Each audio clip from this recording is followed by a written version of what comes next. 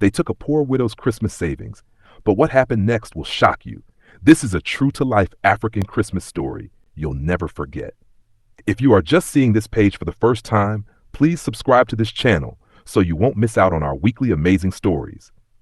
Now, let's dive in. The Harmattan breeze blew softly across the small community of Olumo Junction, coating the zinc roofs with a thin layer of dust and turning the early morning air crisp and cold. It was December 20th, just 5 days until Christmas, the period when every corner of Nigeria begins to vibrate with excitement. Children practiced carols in churches, women discussed rice, chicken, and new wrappers. Laughter seemed louder, colors seemed brighter. But inside one small, aging one-room apartment, the excitement carried a different weight. Martha sat on the edge of her bed, holding a small plastic container in her hands. It was old, faded, and cracked slightly at the lid, but inside it lay her secret treasure. The money she had saved since January. Every day after frying akara at her roadside stand, she would drop something into the container. Sometimes 200 naira, sometimes 50, sometimes nothing at all. But she always said the same quiet prayer, "Lord, let my children taste true Christmas this year." Her fingers trembled now as she opened the container to count the money again. This ritual made her feel alive, hopeful, even though the total wasn't much. After months of saving, she had just enough for one small chicken, a half bag of rice sardines, a small cloth for each of her 3 children. It wasn't a luxury Christmas, but it was a Christmas from the heart. She smiled. Her first child, Esther, walked in quietly. At 14, she acted more like a mother than a teenager. She saw the open container and smiled. "Mummy, you're counting again." Martha laughed shyly and replied that it gave her joy, because at least this year Esther would have something new to wear. Esther hugged her tightly and said that even if they didn't have anything new, they still had her, and that was enough. But Martha shook her head. No, her children must enjoy this Christmas. She had promised them. She didn't know that this promise would soon break into pieces. Across the compound, just a few steps away, inside the landlord's spacious apartment, his 3 sons argued loudly. They were tired of watching other children enjoy Christmas while they stayed indoors every year. Their father, Mr. Adebayo, was a strict, proud man who believed Christmas was a waste of money. He never bought them clothes, never let them attend parties, and always insisted that food was enough celebration. But the boys wanted more, and sadly, they knew exactly where to get it. Trouble grows. Around noon, Martha left for the market to buy beans for the next day's akara. Her door was locked. She always locked it, but the landlord's children knew how to open the door with a thin piece of metal. They had watched their father do it whenever he wanted to inspect tenants without warning. Toby, the eldest, hesitated outside her door. He whispered that he didn't think they should do this, but his brothers pushed him, reminding him that they only needed the money for Christmas clothes and would return it later. They believed it. They believed they were not doing anything wrong. But poverty mixed with desperation makes even good children do foolish things. They slipped into the room. They went straight for the container under the bed, and when Toby opened it, his heart nearly stopped. It was full. More money than they had ever touched at once. His hands shook as his brothers urged him to hurry. And just like that, they took everything. The savings of an entire year. The Christmas dream of 3 innocent children, the hope of a struggling widow. Gone. When Martha returned home, the first thing she noticed was the shifted rug. Her body froze. She rushed to the bed, pulled out the container, and opened it. It was empty. For a moment, her mind refused to understand what her eyes were seeing. She shook the container. She turned it upside down. She squeezed it as if more money would magically appear. Nothing. Esther rushed in and asked what happened, but Martha didn't answer. She collapsed on the floor and let out a cry that pierced every corner of the compound.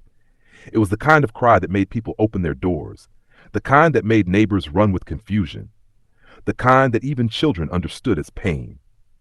She wept helplessly, clutching the empty container to her chest. All her sacrifices lost, all her plans destroyed, her children's joy stolen. The noise woke the landlord. He stormed out, irritated by the disturbance. When he saw Martha on the ground, He folded his arms and asked what the problem was this time. Martha, trembling, held up the empty container and explained that her Christmas money was gone. He scoffed and told her she probably misplaced it, insisting that she should stop disturbing the compound. But behind him stood Toby, shaking like a leaf. For the first time, the weight of what he had done hit him. The money belonged to a widow, and the sound of her tears burned his heart, a dangerous turn. To save himself, Toby's younger brother whispered that if their father found out they took the money, he would kill them. Fear swallowed Toby. If he confessed, he and his brothers would be beaten mercilessly, possibly thrown out. Or worse, Martha's own children would be blamed for stealing the money. So Toby said nothing. But his silence was the beginning of a storm that would shake the entire compound, a storm that would expose hidden truths, a storm that would change every single life before Christmas morning. The compound went silent after Martha's cry faded, but the silence didn't bring peace.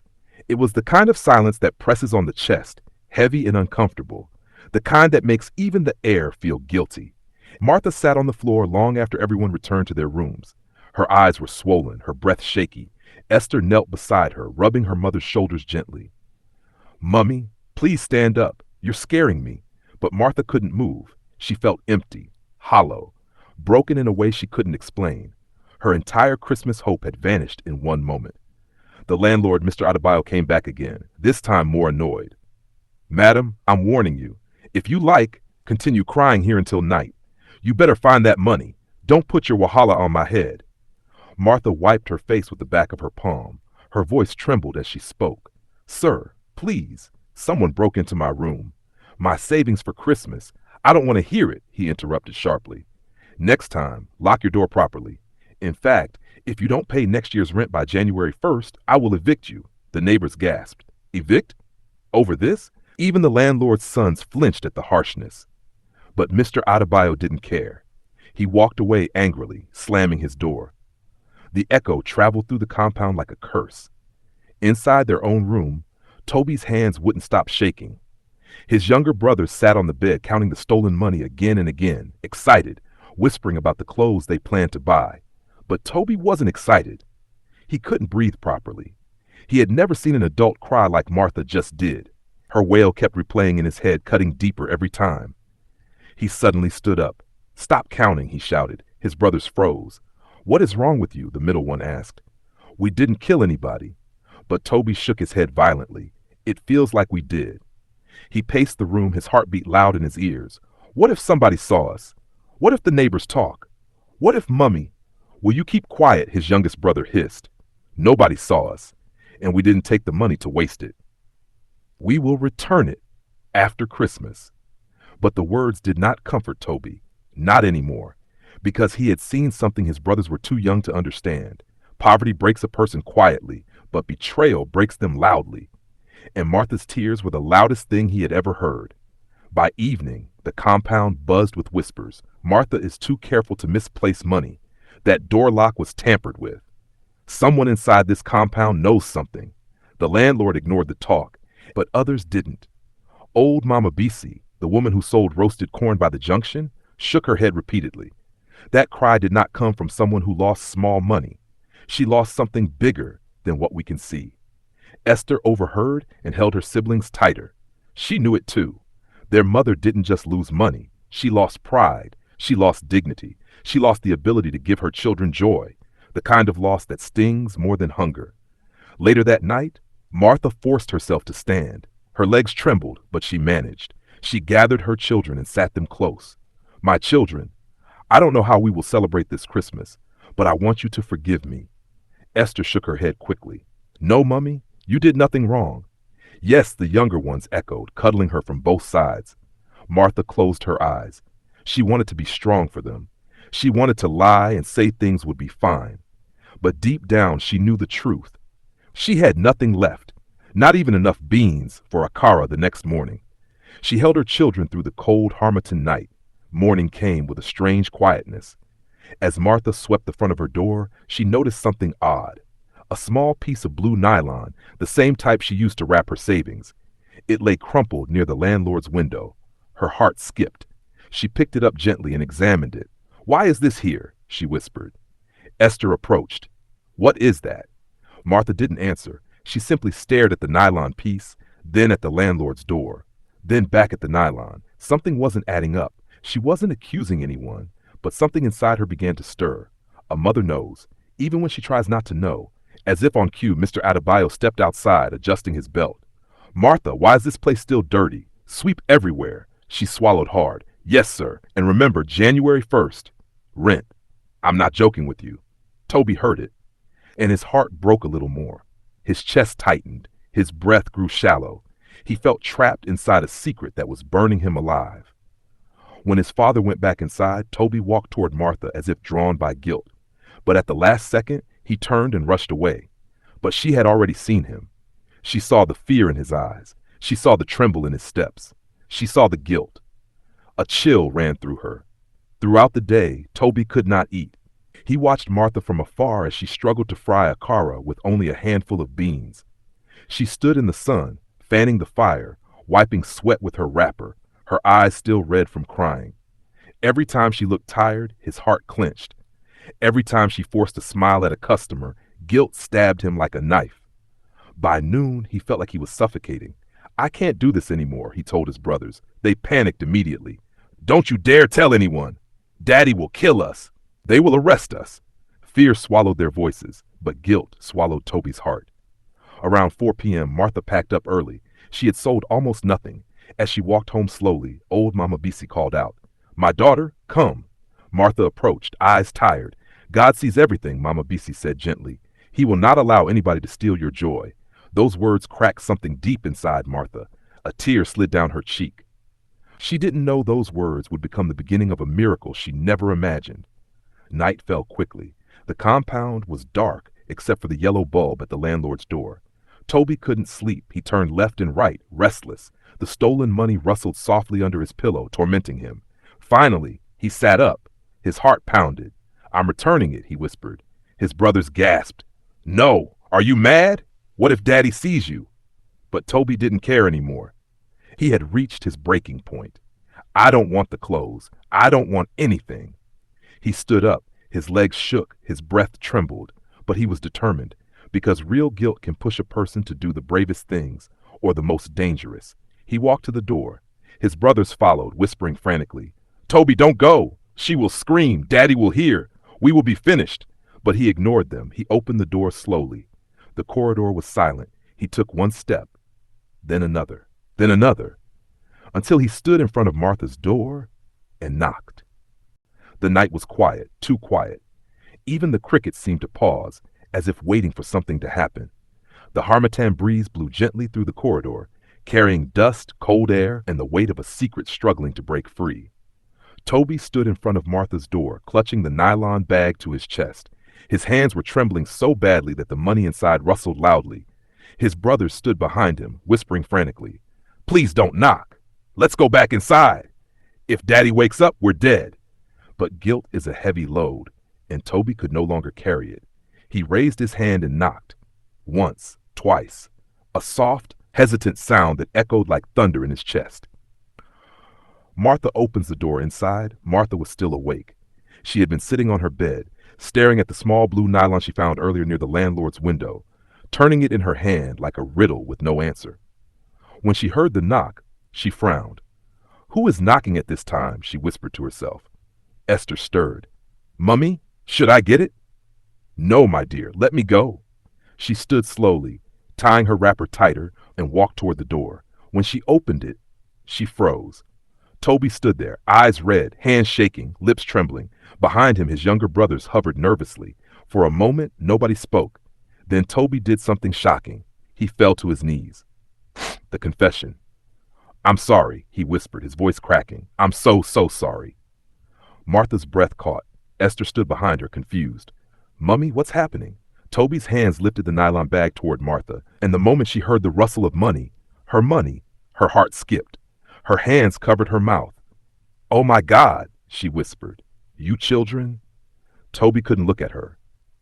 We didn't want to hurt you, he said, tears streaming down his face. We just wanted Christmas clothes. Daddy never buys us anything. We thought we would return it after Christmas. But when we heard you cry, he choked. His words failed. His guilt didn't. The younger brothers were shaking now, realizing the full weight of what they had done. Esther gasped softly. So, it was you? Toby nodded, ashamed. The corridor remained still, holding its breath for Martha's reaction. Martha took a slow step toward the boys. Her face was unreadable. Pain, shock, relief, disappointment, all mixed inside her eyes. But then she did something none of them expected. She bent down and pulled Toby gently to his feet. "My son, stand up," she whispered softly. Her voice carried no anger, no insult, no shouting, just sorrow and compassion. Toby sobbed harder. "I'm sorry," he repeated. "Please don't tell Daddy. He will beat us." Martha sighed deeply. "I won't him," she said quietly. "I'm not angry. I just never expected this from you." Her words hit Toby harder than any slap could have. He handed her the nylon bag, his fingers trembling as she took it. Martha clutched it to her chest, fighting back tears of relief. Esther hugged her from behind, also crying. For the first time in many hours, the weight on Martha's heart lifted, just a little, but the moment of peace did not last long. "The landlord hears everything." A loud cough erupted from the end of the corridor. Everyone froze. Mr. Adebayo stepped into the dim light, arms folded, eyes blazing. Toby's heart dropped into his stomach. His brothers gasped in terror. Martha's blood went cold. Esther clung to her mother tightly. The landlord had been listening. "What," he began slowly, "is going on here?" No one answered. His eyes narrowed. "Toby," he growled, "why are you outside? What is in that nylon bag?" Nobody moved. Nobody breathed. Toby opened his mouth, but no sound came out. Martha stepped forward gently. "Sir, your children came to—" "Shut up," he barked, pointing at her. "Don't talk when I'm talking." The compound lights flickered slightly, making his shadow stretch across the corridor like a warning. He turned on his sons. "Which one of you stole money in this compound?" The youngest began to cry instantly. The middle one shook like a leaf. The blow came so fast none of them expected it. Whoosh! A hot slap landed on Toby's face. He staggered backward. Martha rushed forward instinctively. "Sir, please," she cried. "Don't beat them. They have returned the money. I forgive them." But Mr. Adebayo did not stop. Another slap, a harsh shout, an insult. The younger boys were now crying loudly, begging, "Please, Daddy, please!" But the more they cried, the angrier he became. It was no longer about the money. It was about pride, shame, and a father who felt embarrassed in front of a tenant. He raised his hands again. "Martha's brave stand." "No," Martha shouted, grabbing his wrist midair. Her voice echoed across the compound. Everyone inside their room sat up instantly. The landlord turned toward her slowly, his eyes wide with disbelief. "How dare you touch me?" he shouted. But Martha didn't let go. "Enough," she cried, her voice strong despite her shaking hands. "They are children. They made a mistake. Yes, but beating them like animals will not solve anything." Her words silenced the corridor. Even Toby stopped crying for a moment. Mr. Adebayo's chest heaved with anger. "You, a tenant, wants to teach me how to raise my children?" "No," Martha said softly. "I'm only reminding you that they are children, not criminals." A long, tense silence filled the air. A silence filled with truth. A silence filled with pride. A silence filled with a father who had never been challenged before. Finally, he snatched his hand away. "Take them inside," he barked, pushing the boys harshly toward their door. They stumbled inside. He turned to Martha one last time. "January 1st. If you don't pay your rent, you are out of this house."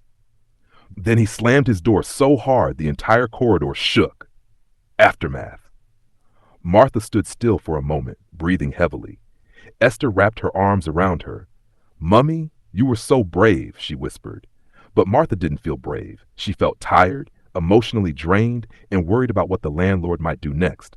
She closed her door quietly and sat on the bed, holding the money bag. It was back, but something still felt wrong, very wrong, because the landlord's anger had created a new kind of tension, one that would lead to a bigger conflict soon. Toby's tears. In his room, Toby sat on the floor, sobbing softly. His cheek was swollen. His heart was heavy. His brothers sat beside him, scared and confused. "I didn't want this," he whispered. "I just wanted to do the right thing." He didn't know the truth. His action tonight would spark something bigger, something that would change the entire compound, something that would prepare the way for the Christmas miracle that was coming. The night carried a strange stillness, a stillness that felt as if the entire community was holding its breath, waiting to see how tomorrow, Christmas Day, would unfold for Martha and her children. They sat together on the cold cement floor, watching the single kerosene lamp flicker. The room felt emptier than usual, not because anything was missing, but because their joy had been stolen with the money. Yet Martha forced a smile as she wrapped her arms around her youngest child, Efe. "My children," she whispered, "Christmas is not finished. God is not done with us." But even as she spoke, her voice quivered. Outside, the landlord's compound was unusually quiet. Toby and his brothers stayed indoors too, haunted by the memory of Martha dropping to her knees earlier that morning, begging their father not to punish them. It was a moment that replayed in Toby's mind over and over again. His guilt grew heavier with each replay. He lay on his bed, staring at the ceiling, unable to sleep, unable to breathe properly, unable to erase the image of Martha's trembling hands, her tired face, her breaking voice. He knew he had to do something. He just didn't know what, not yet.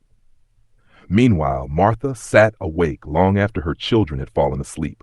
She stared at the mattress where the plastic container used to be kept, a container that now felt like a symbol of her defeat.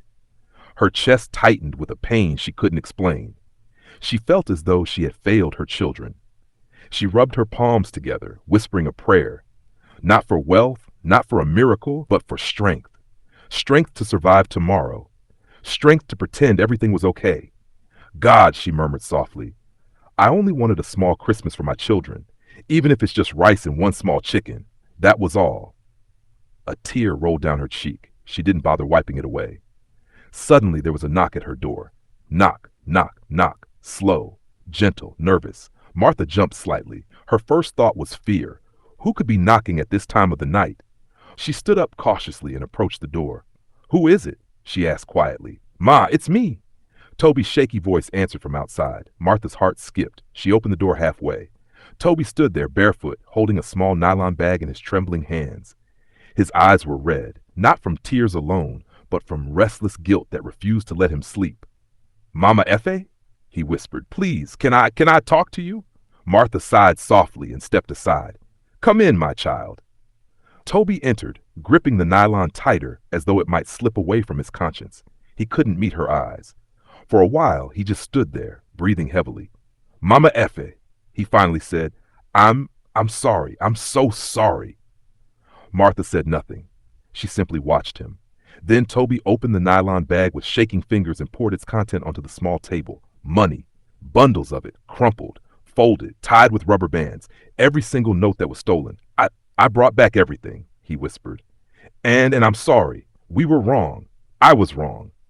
Martha's lips parted slightly as tears filled her eyes. She walked slowly to the table and touched the money as though it might disappear. "Toby, why?" she whispered, her voice breaking. He swallowed hard. "Because you begged my father not to punish us. You didn't even insult me. You just begged and cried and forgave us even before we asked." His voice cracked. "I've never seen kindness like that before." Martha covered her mouth as tears flowed freely. Toby stepped closer, still trembling. "Mama, I don't want your children to cry on Christmas. They don't deserve that." Silence filled the room again, the heavy kind that carries gratitude and sorrow at the same time. Martha placed her hand on Toby's shoulder gently. "My son, thank you," she whispered. "You have done well."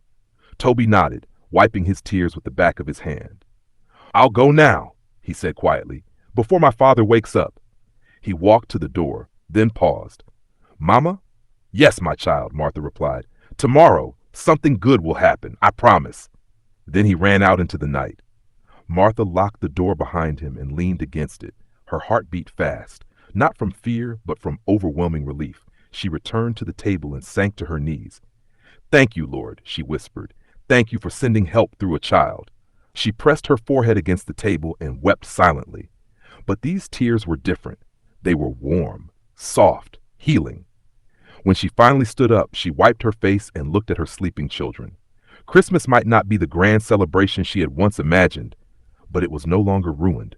Something had shifted. Something had been restored. The night felt lighter. Her chest felt less heavy. Her hope flickered back to life. Martha turned off the kerosene lamp and lay on her mattress, knowing that tomorrow, Christmas Eve, held something she wasn't expecting. Something bigger, something beautiful, something that would shock the entire community. She didn't know it yet, but Christmas was about to begin in a way she could never have imagined. Christmas Eve dawned with a golden glow that spilled across the compound like a blessing. Birds chattered noisily on the mango tree. Children in nearby houses ran around with excitement, showing off their new clothes. But inside Martha's small room, the morning started quietly. Her children were still sleeping peacefully, unaware that the money had been returned. Martha sat on the edge of the bed, staring at the plastic container now filled again. She hadn't told them yet. She wanted the right moment. She picked up the container and held it to her chest. "Thank you, God," she whispered again. Outside, she could hear the landlord shouting at someone, probably the boys, but it didn't bother her anymore. Something had shifted in her heart, a calmness, a lightness. She stood up, stretched her back, and began preparing for the day, a day she hoped would end with joy. Meanwhile, across the compound, Toby was already awake. He hadn't slept much, but the heaviness in his chest had finally lifted. After returning the money to Martha, something inside him felt cleaner, brighter, but he still had one more thing to do. He bathed quickly, dressed in his faded Christmas shirt from last year, and grabbed his school backpack. Then he quietly slipped out of the house before anyone noticed. His mission was simple: tell his classmates the truth and ask for help. At school, the atmosphere buzzed with excitement. Students were exchanging gifts, singing carols, and preparing for the long holiday break. But Toby's mind was focused on only one thing. He approached his closest friend, Sei, and whispered everything: the stealing, the guilt, the widow's tears, and how she begged his father to forgive their crime. Sei's eyes widened. "Bro, that woman is too kind," he said softly. Toby nodded. "Please, I want us to do something for her. Anything." Within minutes, word spread among their classmates. Some were shocked, some were angry, but all of them felt moved. One girl, Anita, placed her hand on her chest. "How can children make a widow cry before Christmas?" she said. "No, we must make it right." Before long, more than 12 students stood in a small circle planning something big. They collected contributions, not much, but something. Some offered money they saved for buying fireworks. Some gave items their parents had bought for Christmas: rice, groundnut oil, beverages, even old clothes in good condition. They arranged everything neatly into bags. Toby didn't expect this level of response. His eyes filled with tears of gratitude. "You people, thank you," he whispered, voice cracking. "Thank us later," Sei said, slapping his back softly. "Let's go do Christmas for that woman." By noon, Martha finally woke her children with a smile. "Good morning, my loves," she said gently. They stretched, rubbed their eyes, and sat up. "Mama, why are you smiling like that?" Efe asked. "Because," Martha said, lifting the plastic container, "God heard our prayers." The children gasped. "Mama, is that? Yes," she nodded, tears of joy filling her eyes. "Our Christmas is not canceled." They hugged her tightly, squealing with joy. "I told you," Martha whispered. "God is always on time." But the day was far from over. By 3 p.m., the sun was softer. A calm wind brushed through the compound. Martha was outside washing plates when she heard footsteps, many footsteps. When she looked up, her eyes widened. A group of students, not one, not two, but more than 12, were walking toward her small home, led by Toby. Each one carried a nylon bag filled with something. Some held rice, some carried drinks, some had soap, clothes, and even small cartons of noodles. Behind them, a few parents had joined too, curious after hearing the students' plan. Toby stepped forward and cleared his throat. "Mama Efe," he said softly, "we know what happened, and we know how you cried. We don't want you to feel pain on Christmas Eve." The students raised their gifts one after another. "This is for you, for your children, for Christmas, to thank you for your kindness, to say sorry for what happened." Emotion choked Martha's voice. She covered her mouth with both hands as tears spilled down her cheeks. "You children," she whispered shakily. "How, why?" Anita stepped forward. "Because kindness must be rewarded, Ma." Then something unexpected happened. They began singing soft, warm carols. "We wish you a Merry Christmas." Their voices floated through the compound, attracting neighbors from every corner. People came out, stood on balconies, leaned on railings, and stared in awe. Even the landlord came out, confused, then embarrassed, then humbled. For the first time, he saw how much his negligence had shaped his children. He watched his eldest son, Toby, standing proudly, holding a bag of rice for a widow. It struck him deep, a thunderbolt of shame and realization. He stepped forward slowly. Mama Efe, he said, voice trembling, I am sorry for everything, for my children's actions, for my words, for failing as a father. The entire compound froze. Neighbors whispered, some gasped. The landlord had never apologized to anyone before. He continued, swallowing hard. From today, your rent for next year is canceled. You will not pay a kobo. Martha broke down completely. She fell to her knees, weeping with gratitude, not out of weakness, but relief so powerful it shook her whole body. Her children ran to her, the students encircled her, the neighbors clapped softly, and in that moment, Christmas arrived early in that little compound, not with fireworks, not with decorations, not with money, but with repentance, kindness, forgiveness, community, something deeper than celebration, something sacred, something that would change Martha's life forever. She lifted her hands slowly and whispered, thank you all. God bless you. God bless you richly. But she had no idea. Tomorrow, Christmas Day, the biggest miracle was still waiting. Christmas morning arrived quietly, the kind of quiet that feels like a soft prayer whispered into the world. Golden sunlight slipped gently through Martha's window, waking her before the children. For a moment, she simply lay there, listening to the faint laughter of children playing outside. The compound already buzzed with excitement. New clothes, steaming pots, the smell of fried meat in the air. For the first time in many years, Martha felt no fear about the day, no anxiety, no burden pressing her chest. She smiled, a full, peaceful smile. She stood up, stretched, and went to wake her children. Happy Christmas, my loves, she said softly. They sprung up instantly, shouting, Merry Christmas, Mama! Their joy filled the room like music. They gathered around the plastic container again, touching it as though it were something sacred. Mama, what will we cook first? Little Efe asked. Martha laughed warmly. Rice, of course. What else? The children cheered. She tied her wrapper and carried the basin outside, but the moment she stepped into the compound, she froze, because something strange was happening. The neighbors, all of them, were setting up tables, arranging chairs, and decorating the open courtyard with ribbons, balloons, and old Christmas lights. Children ran around happily. Women stirred pots of stew. Men carried benches and helped align them under the big mango tree. At first, Martha thought it was a general compound celebration, until she saw the banner. A small, hand-painted banner hanging between two poles. Christmas of Love, dedicated to Mama Efe. Her breath caught. Her hands began to shake. What is this? She whispered. Before she could take another step, someone tapped her shoulder gently. She turned. It was the landlord, but he looked different today, softer, almost nervous.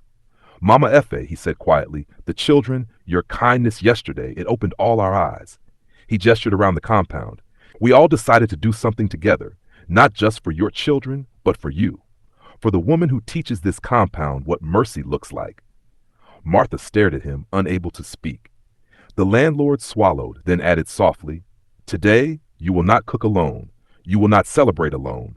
Christmas is for all of us, and you are our family too. Tears welled in Martha's eyes. Before she could respond, a small group of students entered the compound, Toby leading them again, carrying bags, gifts, and even a small Christmas tree. Mama, Toby called out with a bright smile. We came back, like we promised. The children ran to her, hugging her legs. Sei raised a speaker and shouted, DJ, play something jolly. Music filled the air. Laughter echoed. People danced, sang, clapped. But the surprise was not over. At noon, as the celebration reached its peak, the landlord climbed onto a small stool and shouted, Please, everybody, silence for one moment. The compound quieted. He cleared his throat nervously. Today is not just a celebration. It is also a lesson, and I want to show my appreciation properly. He reached into his pocket and pulled out a small white envelope. Then he walked toward Martha. The compound watched in stunned silence. Mama Efe, he said, voice trembling, inside this envelope is a full year's rent receipt. Paid, stamped, approved. Gasps rippled through the crowd. Martha held her chest, tears rolling freely. But he wasn't done. And also, from next month, I will personally fix the leak in your roof, repair your broken window, and repaint your room. A louder gasp. People clapped. Children shouted. The neighbors nodded approvingly. But Martha just stood there, overwhelmed. She dropped to her knees again. Sir, everyone, I don't deserve all this. The landlord gently placed a hand on her shoulder. You deserve even more, he said softly. Your kindness taught my children a lesson I should have taught them myself. Toby stepped forward quickly, holding a gift basket. Mama, this one is from me, he said shyly, for you and for everything you taught me without even knowing. Martha pulled him into a tight hug. God bless you, my son, she whispered into his ear. God bless you richly. The crowd clapped gently at the sight. Later, when food was finally served, Martha sat with her children at the special table prepared for them. Plates were piled high with jollof rice, fried chicken, moi, salad, and soft drinks. Her children ate with joy, laughing, singing carols, and playing with the little gifts the students had given them. For the first time in a very long time, they felt seen. They felt loved. They felt celebrated. Martha looked around the compound, the decorations, the food, the music, the neighbors laughing together. And she whispered a quiet prayer of gratitude, not for the money, not for the food, not for the gifts, but for the love, the unity, the kindness that flowed from one small act of forgiveness. She leaned back, smiling as her children danced in the courtyard, and she realized something. This was the Christmas she had been praying for, not the one money could buy, but the one love could build. A Christmas where strangers became family, where wrongs turned into lessons, where kindness opened doors no key could unlock, where a widow who once cried in the dark now laughed under the sun, because an entire community came together to lift her up. As the sun set and the lights twinkled across the compound, Toby walked up to her one last time. Mama, are you happy now? Martha placed her hand on his cheek gently. My son, I am happy in a way I cannot describe, he smiled shyly. Good, because this Christmas you gave all of us a gift too. What gift? She asked. Toby pointed to the people dancing, laughing, sharing food, and celebrating together. You reminded us what Christmas really means. Martha closed her eyes, letting his words sink deep into her heart, and as night fell, warm and peaceful, she knew this Christmas would never be forgotten, not by her, not by her children, not by the landlord, not by Toby, not by anyone in that compound, because this was not just a story. It was a miracle, born from kindness, shaped by forgiveness, and crowned with love. The Christmas that changed everything.